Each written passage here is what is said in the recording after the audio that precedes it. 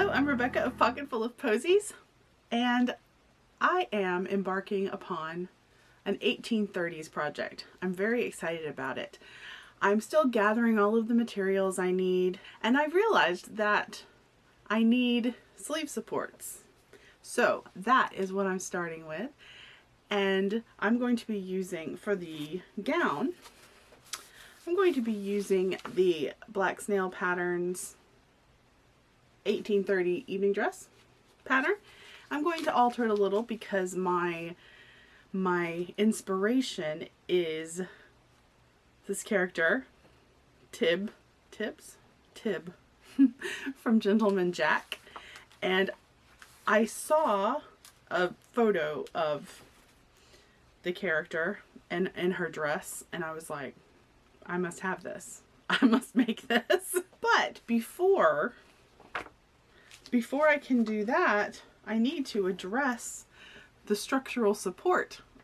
So I am going to make some sleeve supports, really little puffs that you put in your sleeves. And Black Snail Patterns also has a pattern for 1830s underwear, and it includes the sleeve supports. So I'm going to start with that. Looking at the pattern, it seems that they are supposed to be attached to the corset, an 1830s corset, which I don't have, and I'm not really planning on making one.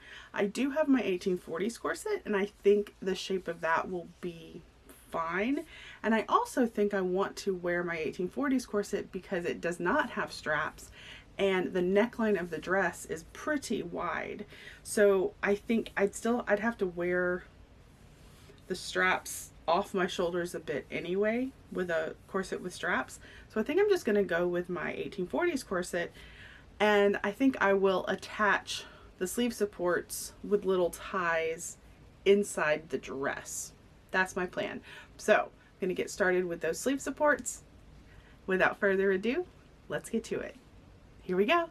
Today's video is kindly sponsored by Black Snail Patterns. Use the link below or the code POCKETFULOFPOSEYS for 15% off digital patterns. As with all digital patterns, the first step is taping the pattern pieces together before cutting them out.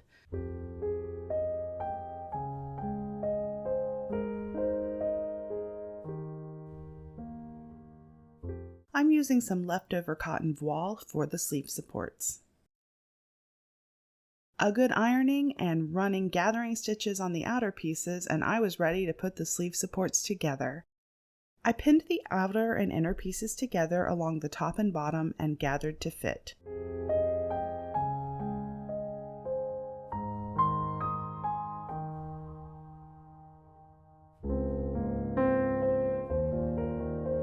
To the machine to sew the pieces together.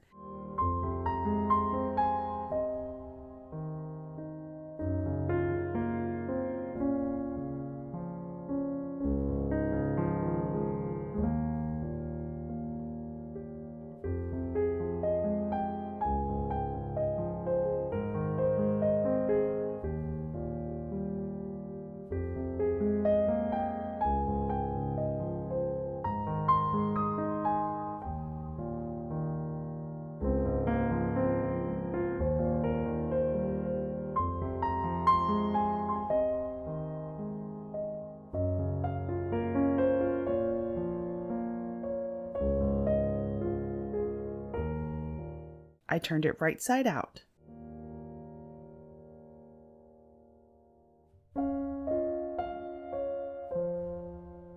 Then I pinned the ends together, right sides together, leaving one inside edge open for adding the stuffing.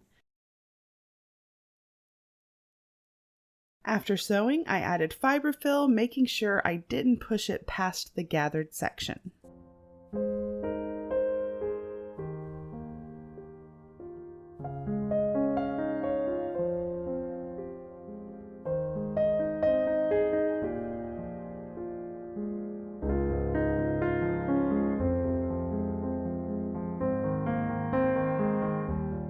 Then a quick fit check. All right, we are nearly done with these, well, with one sleeve support. Still have to make the other one, but all that's left to do is going to sew on each side of where the puffed part is, so the stuffing doesn't migrate down to the inner part. And then I'm going to turn this opening under and hand stitch that down, and it will be done. I'm very happy with this. I'm excited. It was a nice relaxing project to do after a kind of crazy weekend where my Instagram got hacked, and that was not fun. So beware. Let's finish this up. I sewed those vertical lines on both sides of the puff to keep the stuffing in place.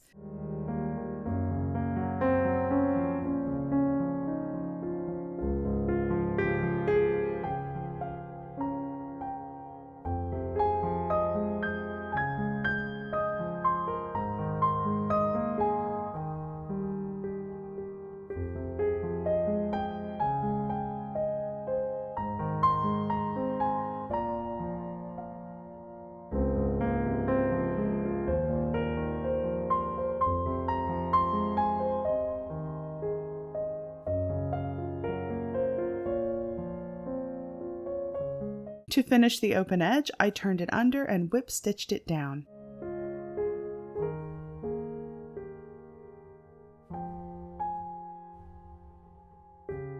I repeated all of the steps on the second sleeve support, and they were done.